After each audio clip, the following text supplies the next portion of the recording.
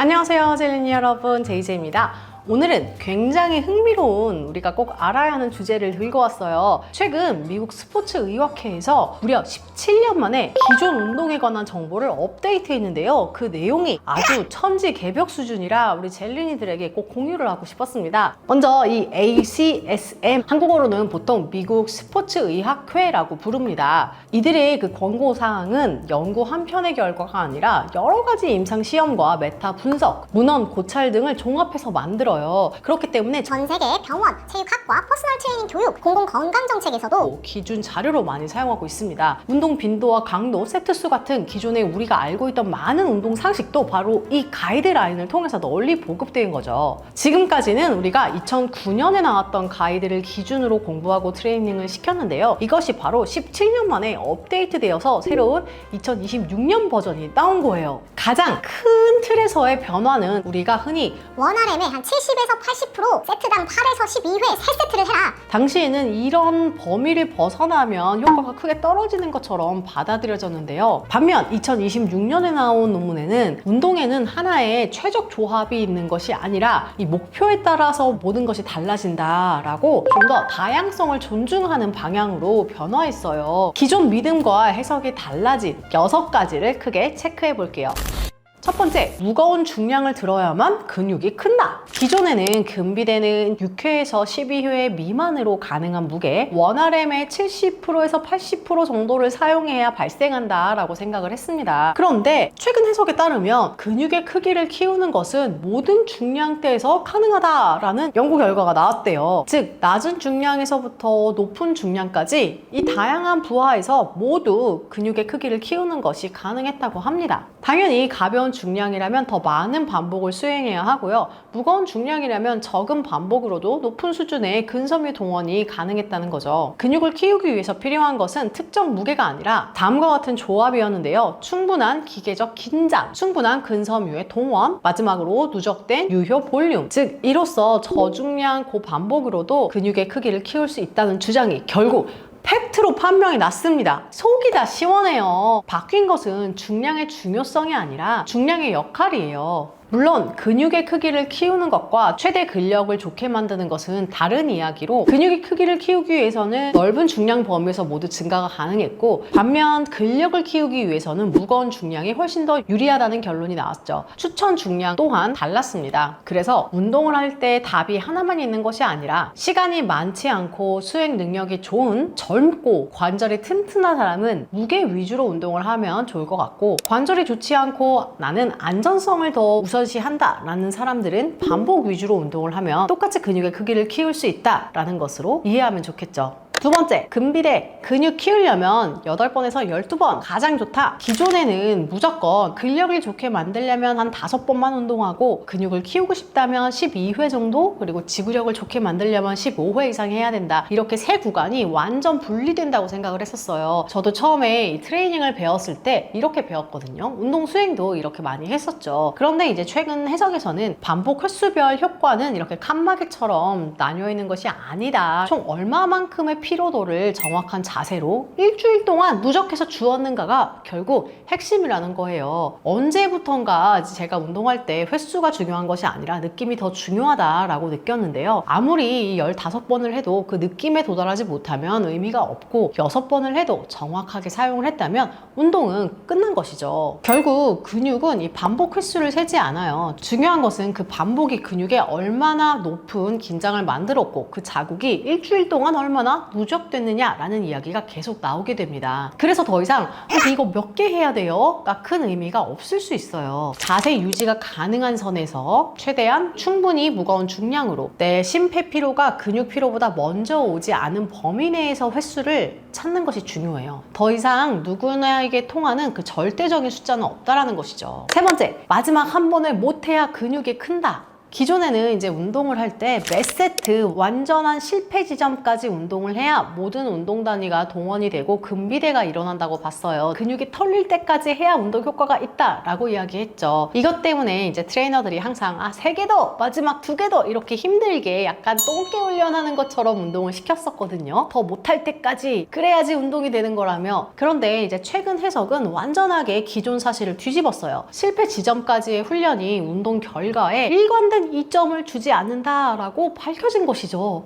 그럼 그동안 내가 했던 그 피땀 눈물은 무엇일까요? 2024년 저항운동 경험자를 대상으로 한 연구에서는요, 세트를 완전 실패 지점까지 수행한 그룹과 1, 2회 정도 남기고 종료한 그룹이 8주 후에 체크를 해봤더니 유사한 근육의 성장을 보였습니다. 오히려 더 빡세게 운동한 그룹은요, 피로도가 더 많이 쌓여서 근섬유의 피로도가 높게 나타났대요. 웨이트 트레이닝을 할 때 한 3개 정도 더 들 수 있는 상황에서 내려놔도 충분히 근비대가 가능하다는 것이에요. 더 이상 무지성으로 이 횟수 늘리기 똥개 훈련 스타일로 운동할 필요가 없다는 것이죠. 이렇게 실패 지점까지 운동하는 것이 자극을 조금 늘릴 수는 있지만 반대로 피로 비용도 크게 증가시켜서 다음 세트와 다음 운동의 수행량을 감소시켰다는 점을 주목해야 해요. 결국에 근육을 키우는 것은 바로 오늘 몇 세트를 했느냐도 중요한 게 아니라, 그래서 결국 내가 이 이후에 얼마나 더 운동할 수 있고 얼마나 잘 회복시켰는지까지 모든 것을 성적으로 따지기 때문이죠. 즉 몇 세트 몸을 혹사시키지 않아도 충분히 근육은 성장합니다. 제가 아니 적당히 운동해도 몸은 만들어진다 라고 이야기하는 부분도 바로 이거였어요. 네 번째,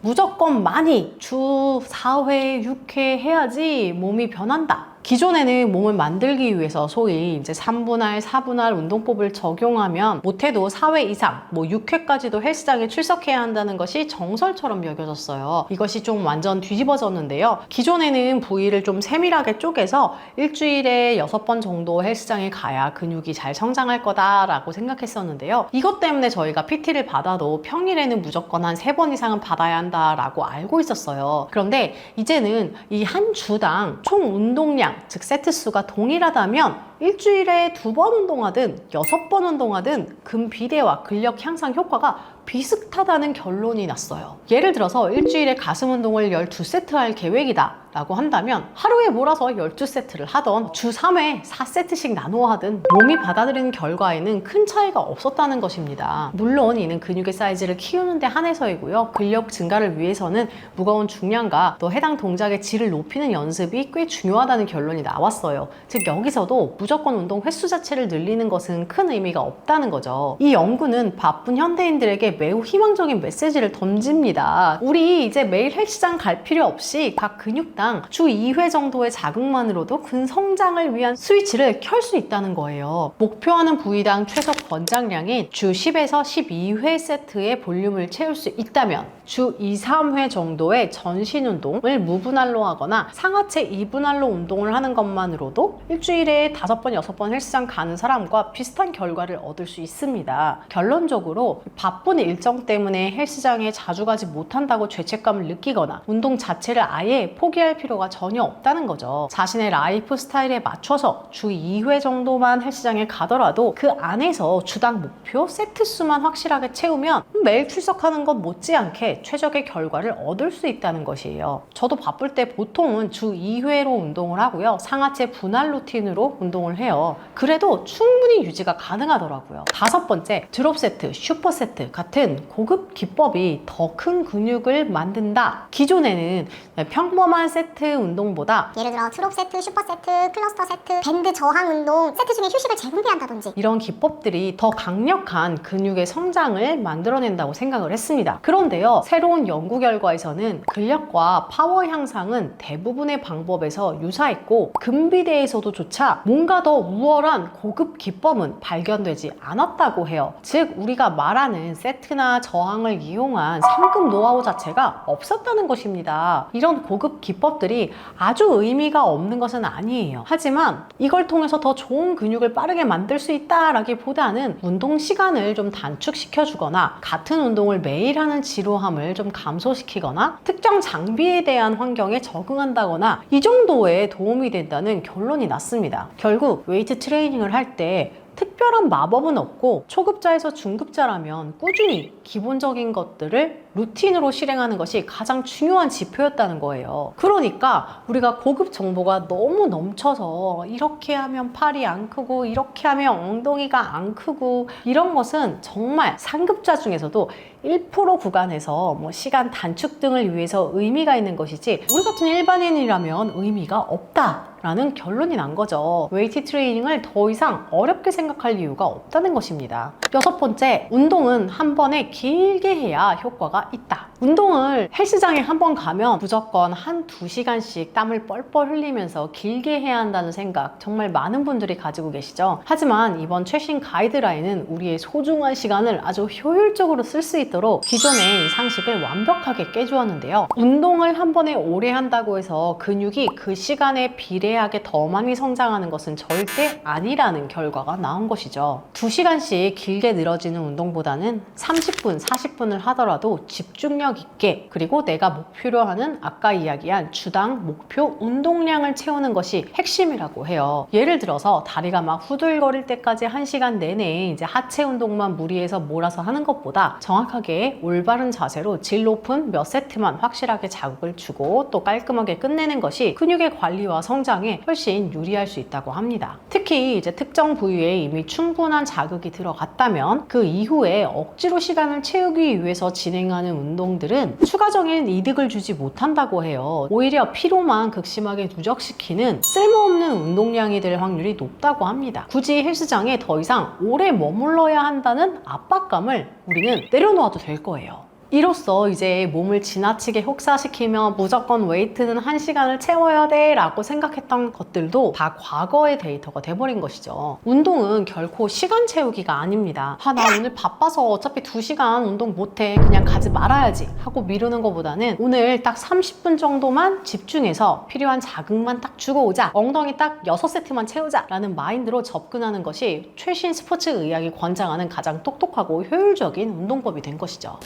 이런 새로운 자료가 시사하는 것은 운동의 기본 원칙이 완전히 뒤집혔다는 뜻은 아니에요. 중량은 여전히 필요하고 점진적으로 운동 강도를 높이는 것도 중요하고 충분한 세트와 꾸준한 운동 역시 필요합니다. 다만 과거에는 이런 요소들을 모든 사람들이 반드시 따라야 하는 하나의 정답처럼 받아들였다면 최근의 연구는 그보다 다양한 방법이 있고 의외로 어떤 방법들은 크게 의미가 없었다라는 것을 말하고 있어요. 저는 이거 아니면 다 틀려 같은 약간 강박적인 이런 헬스계의 기존 상식들에 조금 상반되는 다양한 결과가 나왔다는 점이 무척 고무적이라고 생각을 해요. 그리고 더 이상 매일 헬스장에 가서 1시간 이상 무조건 운동을 해야 한다라는 강박을 우리 일반인들이 가질 필요도 없어졌죠. 나의 컨디션이나 일정에 맞추어서 일상과의 밸런스를 유지할 수 있는 나만의 플랜을 일주일 단위로 운영하는 것이 오히려 장기적으로는 몸을 만드는데 더 큰 도움이 되었다고 해요. No pain, no gain 이런 거 외치면서 한계까지 이게 쥐어 짜내는 방식의 트레이닝도